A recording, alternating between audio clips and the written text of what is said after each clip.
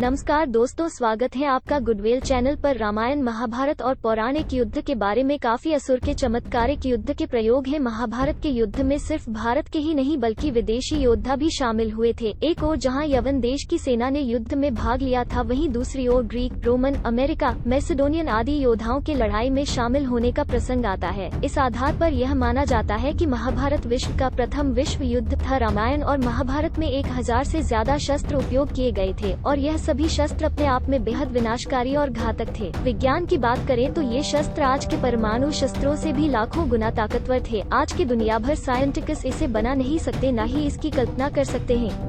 ब्रज देवताओं के लिए बनाए अस्त्र। मान्यता है कि एक बार असुरों से परेशान देवताओं की गुहार पर विश्वकर्मा ने महर्षि दधीची की हड्डियों से देवताओं के राजा इंद्र के लिए व्रज बनाया। यह व्रज इतना प्रभावशाली था कि असुरों का सर्वनाश हो गया। यही वजह है, कहते हैं कि देवताओं के शिल्पी त्वष्टा ने इन्हें वज्र नाम का सोने का एक अस्त्र बनाकर दिया था, जिसका प्रहार कभी व्यर्थ नहीं जाता था और जिससे विद्युता भी इनका एक दूसरा अस्त्र कहा गया है। वैदिक इसलिए व्रज पर इंद्र का कोप हुआ था।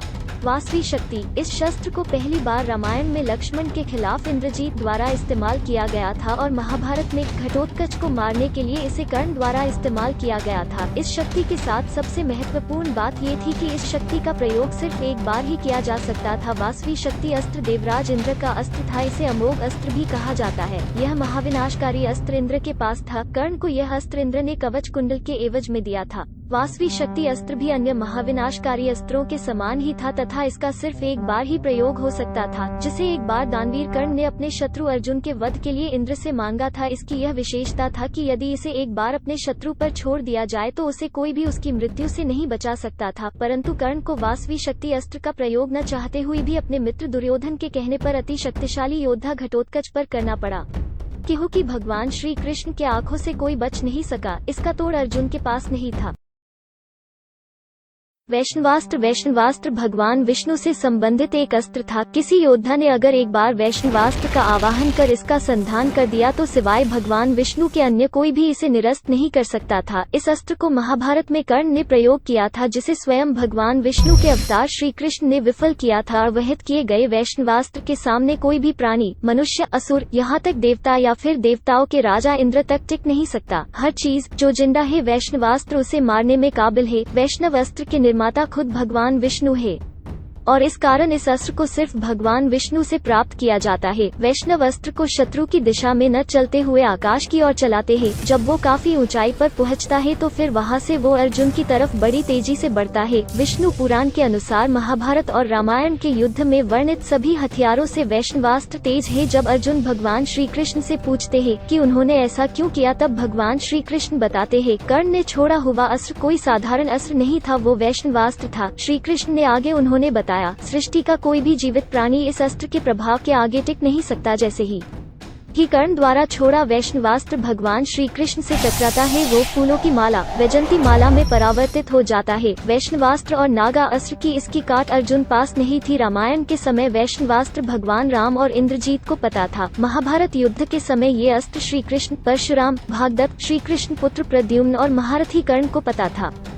नारायण अस्त्र। भगवान विष्णु के नारायण अस्त्र के बारे में बताएंगे। नारायण अस्त्र के संधान होते ही आकाश में अंधेरा छा गया और बिजलियां चमकने लगी। उस अस्त्र ने देखते ही देखते पांडवों की एक अक्षौणी सेना को समाप्त कर दिया और आगे बढ़ा। नारायण अस्त्र भगवान विष्णु का वो अस्त्र है जिसका उन्होंने अपने नारायण अवतार में उपयोग किया था। ये अस्त्र लंबे काल तक अनेकों प्रकार के अलग अलग शस्त्र और साथ ही अग्नि की वर्षा करता है। जब भी कोई योद्धा इसका विरोध करता है तो इस अस्त्र का तेज और बढ़ जाता है और वो पहले से ज्यादा तीव्रता से दुश्मन पर टूट पड़ता है। इस अस्त्र की शक्ति तब तक बढ़ती रहती है जब तक वो योद्धा या तो शरणागति न ले ले या फिर उसकी मृत्यु न हो जाए। महाभारत के युद्ध के समय कुरु योद्धा अश्वत्थामा, जो कौरवों की ओर से लड़ रहा था, उसने नारायण अस्त्र का प्रयोग पांडव सेना पर किया था। भगवान कृष्ण, जो खुद भगवान विष्णु के अवतार है यानी भगवान नारायण है, उन्होंने पांडवों को समझाया कि अपने हथियार नीचे रखकर इस अस्त्र को आत्मसमर्पित हो जाओ, यही एक उपाय है इससे बचने का। नारायण अस्त्र का उपयोग एक युद्ध में एक ही बार किया जा सकता है और अगर कोई योद्धा इसका उपयोग दूसरी बार करता है तो वो योद्धा जो इस अस्त्र को चलाता है उसी की सेना को नारायण अस्त्र नष्ट कर देता है।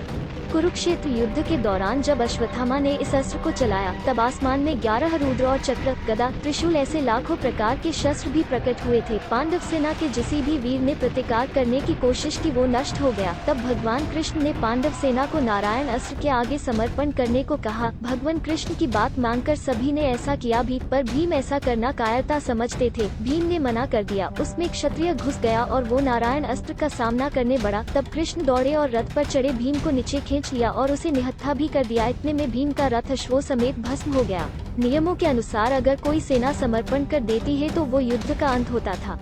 ब्रह्मास्त्र ब्रह्मा द्वारा निर्मित एक अत्यंत शक्तिशाली और संहारक अस्त्र है जिसका उल्लेख संस्कृत ग्रंथों में कई स्थानों पर मिलता है। इसी के समान 2 और अस्त्र थे, ब्रह्मशीर शास्त्र और ब्रह्मांडास्त्र, किंतु ये अस्त्र और भी शक्तिशाली थे। वेद पुराणों आदि में वर्णन मिलता है जगतपिता भगवान ब्रह्मा ने दैत्यों के नाश हेतु ब्रह्मास्त्र की उत्पत्ति की। देवताओं के पास उनकी गंधर्वों को इस अस्त्र को प्रदान किया। बाद में यह इंसानों ने हासिल किया। महर्षि वेद व्यास लिखते हैं कि जहाँ ब्रह्मास्त्र छोड़ा जाता है वहाँ 12 वर्षों तक पर्जन्य वृष्टि, जीव जंतु, पेड़ पौधे आदि की उत्पत्ति नहीं हो पाती। महाभारत में उल्लेख मिलता है कि ब्रह्मास्त्र के कारण गांव में रहने वाली स्त्रियों के गर्भ मारे गए। ब्रह्मास्त्र एक परमाणु हथियार है जिसे दैवीय हथियार कहा गया है। माना जाता है कि यह अचूक और सबसे भयंकर अस्त्र है। जो व्यक्ति इस अस्त्र को छोड़ता था वो इसे वापस लेने की क्षमता भी रखता था। रामायण और महाभारत काल में ये अस्त्र गिने चुने योद्धाओं के पास था। रामायण काल में जहाँ यह भगवान राम और लक्ष्मण, मेघनाथ, विभीषण के पास यह अस्त्र था, वहीं महाभारत काल में यह द्रोणाचार्य, पितामह भीष्म, परशुराम, अश्वत्थामा, कृष्ण, कुवलाश, युधिष्ठिर, कर्ण, प्रद्युम्न और अर्जुन के पास था। ब्रह्मास्त्र कई प्रकार के होते थे, छोटे बड़े और व्यापक रूप से संहारक, इच्छित, रासायनिक, दिव्य तथा मांत्रिक अस्त्र आदि। माना जाता है कि 2 ब्रह्मास्त्रों के आपस में टकराने से प्रलय की स्थिति उत्पन्न हो जाती है। इससे समस्त पृथ्वी के समाप्त होने का भय रहता है। प्राचीन भारत में कहीं कहीं ब्रह्मास्त्र के प्रयोग किए जाने का वर्णन मिलता है। रामायण में भी मेघनाथ से युद्ध हेतु लक्ष्मण ने जब ब्रह्मास्त्र का प्रयोग करना चाहा तब श्री राम ने उन्हें यह कहकर रोक दिया कि अभी इसका प्रयोग उचित नहीं, क्योंकि इससे पूरी लंका साफ हो जाएगी। महाभारत के समय जो ब्रह्मास्त्र इस्तेमाल किया गया था वो परमाणु बम के समान ही था और यदि 2 ब्रह्मास्त्र आपस में टकरा दिए जाएं तब तो मानो प्रलय ही हो जाता है। इससे समस्त पृथ्वी का विनाश हो जाएगा। महाभारत के युद्ध में 2 ब्रह्मास्त्रों के टकराने की स्थिति तब आई जब ऋषि वेद व्यास जी के आश्रम में अश्वत्थामा और अर्जुन ने अपने अपने ब्रह्मास्त्र चला दिए। तब वेद व्यास जी ने उस टकराव को टाला और अपने अपने ब्रह्मास्त्रों को लौटा लेने को कहा। अर्जुन को तो ब्रह्मास्त्र लौटाना आता था, लेकिन अश्वत्थामा ये नहीं जानता था और तब उस ब्रह्मास्त्र को उसने उत्तरा के गर्भ पर छोड़ दिया। उत्तरा के गर्भ में परीक्षित थे जिनकी रक्षा भगवान श्री कृष्ण ने की। ब्रह्मशीर शास्त्र अस्त्र, इन तीनों हथियारों को रामायण, महाभारत और अन्य पुराणों में आमतौर पर ब्रह्मास्त्र कहा जाता है। ब्रह्मशीर शास्त्र नाम के अस्त्र को चलाने का ज्ञान बस महाभारत के 2 पात्रों को ही था जो अर्जुन और अश्वत्थामा थे। ब्रह्मांड अस्त्र, अगर ब्रह्मास्त्र परमाणु बम है तो ये अस्त्र आज के हाइड्रोजन बम के बराबर है। परमाणु बम और हाइड्रोजन बम कितने घातक होते हैं। ब्रह्मदन ब्रह्मास्त्र ब्रह्मा जी के एक सर को निर्देशित करता है। ब्रह्माशिर 4 सरों को निर्देशित करता है तो ब्रह्मादन ब्रह्मा जी के 5 सरों को। ब्रह्मा जी का 5वां सर भगवान शिव ने काटा था और इसी कारण ब्रह्मा जी के 4 ही सर है, यानी पूर्ण भगवान ब्रह्मा को निर्देशित रिप्रेजेंट करता है। महाभारत में ब्रह्माशिर का उपयोग कर्ण, अर्जुन, अश्वत्थामा, गुरु द्रोण, भीष्म को पता था तो ब्रह्मादन का उपयोग करना सिर्फ भीष्म, गुरु द्रोण और कर्ण को पता था। ब्रह्मदन दुनिया का सबसे भयानक अस्त्र, पूर्ण ब्रह्म को निर्देशित करने के कारण ब्रह्मदन दुनिया का सबसे भयानक अस्त्र है। ये 14 आकाशगंगाओं का विनाश करने की काबिलियत रखता है। पुराणों में आज तक इसे सिर्फ ब्रह्मास्त्र या ब्रह्माशिर को निरस्त करने हेतु बचाव या डिफेंसिव पर्पस से चलाया गया है और तब जैसा कि हिंदू पुराणों में दर्ज है, जब इस हथियार का आह्वान किया जाता है तो इसका कारण होगा महासागर अपनी गर्मी के कारण उबलेंगे और पृथ्वी और पहाड़ हवा में तैरेंगे। महाभारत युद्ध के समय गुरु द्रोण ब्रह्मादन का उपयोग पांडव सेना पर करने वाले थे। तब देवताओं ने उनसे प्रार्थना की कि ये पांडवों की ओर से लड़ रहे हर व्यक्ति के सहित उसकी आने वाली पीढ़ियों तक का नाश कर देगा और तब मानव जाति के कल्याण के लिए गुरु द्रोण ने इसका प्रयोग नहीं किया। पाशुपतास्त्र, हिंदू पौराणिक कथाओं में पाशुपतास्त्र पशुपति का हथियार, शिव का एक प्रतीक, शिव, काली और आदि पराशक्ति का एक अनूठा और सबसे विनाशकारी व्यक्तिगत हथियार है जिसे मन, आँखों, शब्दों या धनुष से चलाया जा सकता है। कम दुश्मनों के खिलाफ या कम योद्धाओं द्वारा उपयोग किए जाने के लिए पशुपतिस्त्र सभी प्राणियों को नष्ट करने और उन्हें नष्ट करने में सक्षम है। पशुपतिस्त्र हिंदू पौराणिक कथाओं में वर्णित सभी हथियारों में सबसे विनाशकारी, शक्तिशाली, अप्रतिरोध्य हथियारों में से एक है। महाभारत में केवल अर्जुन और रामायण में केवल इंद्रजीत के पास ही यह अस्त्र था। यह हथियार सीधे भगवान शिव से प्राप्त करना पड़ता था। महाभारत में एक और अस्त्र का जिक्र होता है जिसे पाशुपतास्त्र कहा गया है। यह हथियार अत्यधिक विनाशकारी माना गया है और यह पूरी दुनिया को खत्म करने में सक्षम है। ऐसा बताया जाता है कि चतुर्शूल शिव की सवारी, नंदी बैल के पैर के निशान और शिव के हथियार त्रिशूल का मिश्रण है। पाशुपतास्त्र के सामने कोई भी जीवित या मृत चीज टिक नहीं सकती, यहाँ तक कि भगवान ब्रह्मा के बनाए अस्त्र ब्रह्मास्त्र और ब्रह्माशिर को निगल सकता है। पुराणों में आवाहित यानी चलाए गए पाशुपतास्त्र का वर्णन 1 पैर, बड़े दांत, 1000 सर, 1000 धड़ और 1000 हाथ, 1000 आँखें और 1000 जिह्वाओं के साथ अग्नि की वर्षा करता है। ऐसा बताया गया है ये अस्त्र तीनों लोकों को नष्ट कर सकता था। पाशुपतास्त्र देते समय भगवान शिव ने अर्जुन से कहा था, ये अस्त्र किसी भी मनुष्य, देवता, देवताओं के राजा, यम, यक्षों के राजा, वरुण किसी के भी पास नहीं है। अर्जुन को पाशुपतास्त्र दिव्य तीर और धनुष के रूप में दिया था। देते समय ये भी बताया कि अर्जुन इसका प्रयोग नहीं करता वरना यह अस्त्र पूरी पृथ्वी को नष्ट कर देता। रामायण में इंद्रजीत का पाशुपतास्त्र, ऐसा भी कहा जाता है कि रामायण युद्ध के समय रावण पुत्र मेघनाद ने इस अस्त्र का उपयोग लक्ष्मण पर किया था, पर वाल्मीकि रामायण के अनुसार देखा जाए तो प्रभु श्री राम के पास पाशुपतास्त्र था। पाशुपतास्त्र का मेघनाद ने रामायण कालीन राम रावण युद्ध में इस्तेमाल किया था। मेघनाद अकेले ऐसे व्यक्ति थे जिन्होंने ब्रह्मदंड अस्त्र, नारायणास्त्र और पाशुपतास्त्र पर विजय प्राप्त की थी। सुदर्शन चक्र एक डिस्क जैसा हथियार है जिसका भगवान विष्णु द्वारा उपयोग किया जाता है। इसमें 108 दांतेदार किनारे हैं। सुदर्शन चक्र को आमतौर पर विष्णु के 4 हाथों के दाहिने पिछले हाथ पर चित्रित किया जाता है, जो शंख, गदा और पद्म कमल भी धारण करते हैं। छोड़े जाने पर यह अपने शत्रु को पूर्णतया नष्ट करके अपने आप वापस आ जाता था। इसको किसी भी दिशा में मन के अनुरूप चलाया जा सकता था। गोवर्धन लीला में कृष्ण भगवान ने सुदर्शन चक्र को गोवर्धन पर्वत के ऊपर चला दिया था, जिसकी ऊष्मा से बारिश तक वाष्प बनकर उड़ जा रही थी। पुराणों के अनुसार यह चक्र एक दांते से 1 करोड़ सूर्यों की ऊष्मा पैदा कर सकता था। ऐसे ही इसमें 108 दांते थे। सुदर्शन चक्र अस्त्र के रूप में प्रयोग किया जाने वाला एक चक्र जो चलाने के बाद अपने लक्ष्य पर पहुंचकर वापस आ जाता है। यह चक्र भगवान विष्णु को भगवान शिव 1000 सालों तक की तपस्या से प्राप्त हुआ था। सुदर्शन चक्र को विष्णु ने उनके कृष्ण के अवतार में धारण किया था। श्री कृष्ण ने इस चक्र से अनेक राक्षसों का वध किया था। सुदर्शन चक्र एक ऐसा अचूक अस्त्र था कि जिसे छोड़ने के बाद यह लक्ष्य का पीछा करता था और उसका काम तमाम करके वापस छोड़े गए स्थान पर आ जाता था।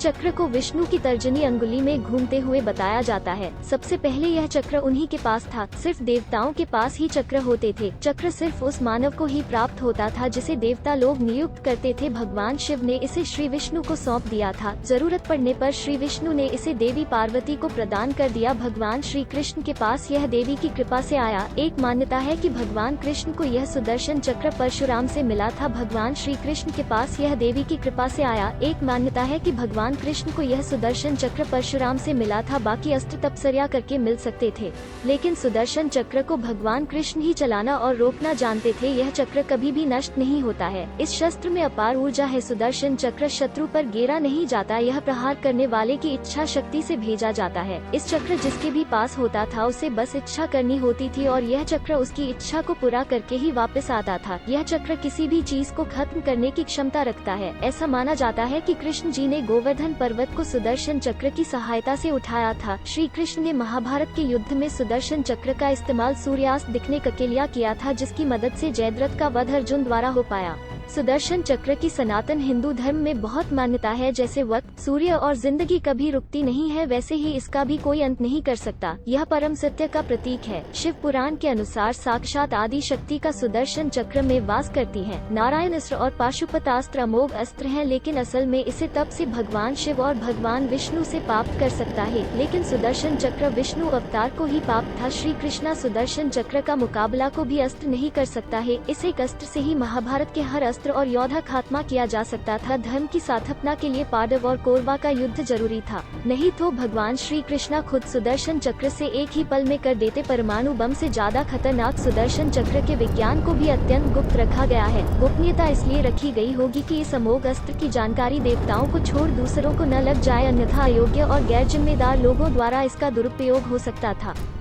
महाभारत के रहस्यों को अगर हम सही से समझने बैठे तो हमें बहुत साल लग सकते हैं। ये विचित्र कथा रहस्यों से ही भरी है। इसमें उस युद्ध का वर्णन है जिससे लगभग एक युग ही समाप्ति की कगार पर आ गया था। दो वैभवशाली राजसी परिवारों को, जिसमें धर्म और अधर्म के साथी थे, उनके बीच घमासान युद्ध हुआ था जिसमें अरबों योद्धा मारे गए थे। इस युद्ध में बताया जाता है कि करीब 166 करोड़ लोग मारे गए थे, जो आज की भारत की आबादी से भी बहुत ज्यादा है। लेकिन मरने के उन योद्धाओं का क्या हुआ, ये बहुत कम लोग जानते हैं। आज हम आपको यही बता रहे हैं। इसके बाद महर्षि वेदव्यास के कहने पर युधिष्ठिर सभी को साथ लेकर कुरुक्षेत्र गए। यहाँ पहुंचकर धृतराष्ट्र ने युधिष्ठिर से युद्ध में मारे गए योद्धाओं की संख्या पूछी तो उन्होंने बताया कि इस युद्ध में 1 अरब 66 करोड़ 20 हजार योद्धा मारे गए हैं। इसके अलावा 24,165 योद्धाओं की कोई जानकारी नहीं है। महाभारत का युद्ध 18 दिनों तक चला था। इस किताब के 18 अध्याय हैं। श्री कृष्ण ने अर्जुन को 18 दिनों तक गीता का ज्ञान दिया था। गीता में भी 18 अध्याय हैं। कौरवों और पांडवों की कुल सेना 18 अक्षौहिणी थी और इस युद्ध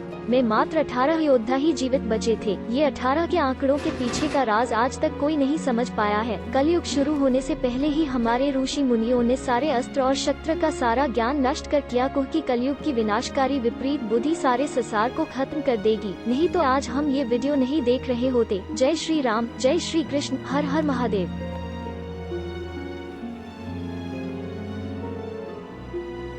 यदा हि धर्मस्य ग्लानिर्भवति भारत अभ्युत्थानं धर्मस्य तदात्मानं सृजाम्यहं परित्राणाय साधूनां विनाशाय च दुष्कृतं धर्म संस्थापनार्थाय संभवामि युगे युगे।